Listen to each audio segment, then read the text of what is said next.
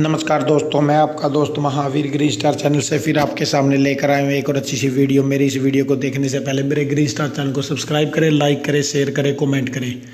तो दोस्तों शुरू करते हैं आज की वीडियो। आज की video very important BA third semester question history का है। वेरी इंपॉर्टेंट है, एग्जाम में 100% आता है।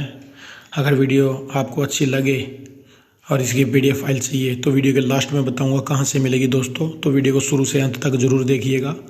तो क्वेश्चन है, औरंगजेब की दक्षिण नीति का वर्णन करें। यूनिट सेकंड कि औरंगजेब भी अपने पूर्वजों की दक्षिण नीति जारी रखना चाहता था। वह दक्षिण के राज्यों से धन संपत्ति भी प्राप्त करना चाहता था। औरंगजेब एक कट्टर सुन्नी मुसलमान था, इसलिए वह दक्षिण की स्वतंत्र शिया रियासतों के अस्तित्व को सहन नहीं कर सकता था। ये रियासतें मुगलों के शत्रु मराठों को भी सहयोग दे रही थी। बीजापुर, गोलकुंडा औरंगजेब को मान्यता न देकर ईरान के शासक को मुखिया मानते थे। इसके अतिरिक्त दोनों शिया राज्यों ने वार्षिक कर भी नहीं भेजे थे। तो भला एक कट्टर सुन्नी मुसलमान औरंगजेब इन बातों को कैसे सहन कर सकता था। इस प्रकार औरंगजेब स्वयं दक्षिण की ओर 1682 में चला और 1707 में अपनी मृत्यु तक वह दोबारा उत्तर की ओर नहीं लौट पाया। बीजापुर पर आक्रमण 1665 ईस्वी। कहते हैं औरंगजेब ने 1665 ईस्वी में राजा जय सिंह को बीजापुर के विरुद्ध भेजा था, परंतु राजा जय सिंह को कोई सफलता नहीं मिली। आगरा वापस आते हुए रास्ते में ही उसकी मृत्यु हो गई। 1679 में सम्राट औरंगजेब ने अपने प्रसिद्ध सेनानायक दिलेर खां के नेतृत्व में बीजापुर के विरुद्ध एक और सेना भेजी, परंतु वह भी कोई विशेष सफलता प्राप्त नहीं कर सके और फरवरी 1660 में औरंगजेब ने उसे वापस बुला लिया। 1661 में औरंगजेब ने मेवाड़ के साथ संधि की और स्वयं दक्षिण भारत पहुंचा। इसके बाद वह कभी अब उत्तरी भारत की ओर नहीं आ सका। उसने पूर्ण सैनिक तैयारी की। 1685 में बीजापुर का घेराव आरंभ हो गया। यह घेरा 15 महीने तक जारी रहा। मुगल सेना को अनेक कठिनाइयों सहन करनी पड़ी, फिर भी मुगलों का दुर्ग पर यानी किले पर अधिकार नहीं हो सका। 13 जुलाई 1686 को औरंगजेब ने स्वयं बीजापुर की ओर प्रस्थान किया। दुर्ग का घेरा और अधिक मजबूत कर दिया गया। परिणाम स्वरूप दुर्ग में रसद पहुंचना असंभव हो गया, जिसके कारण मजबूर होकर सिकंदर आदिल शाह ने 12 सितंबर 1986 को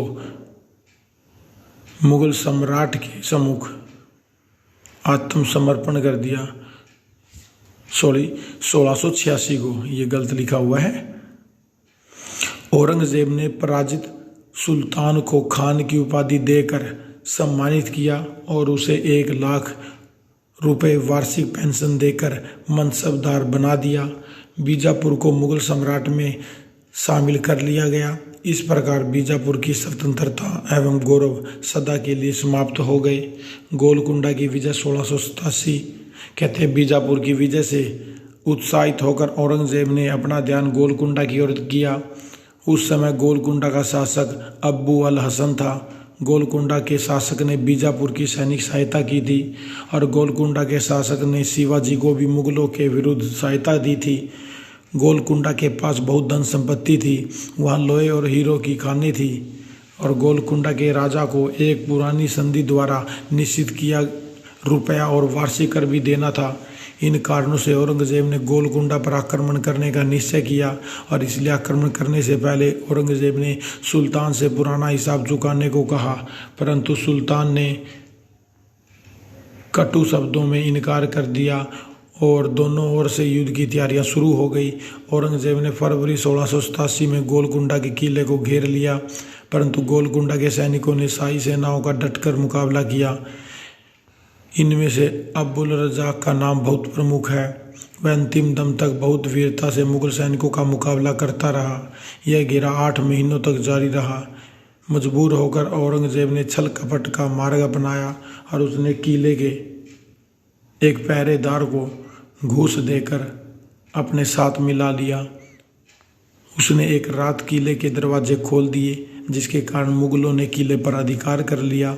इस तरह अक्टूबर 1687 में गोलकुंडा को मुगल साम्राज्य में मिला लिया गया। औरंगजेब और मराठे। शिवाजी के नेतृत्व में महाराष्ट्र में मराठे बहुत शक्तिशाली हो गए थे। औरंगजेब द्वारा शिवाजी को कुचलने के सभी प्रयास असफल रहे। 1674 में शिवाजी ने स्वतंत्र शासक होने की घोषणा कर दी।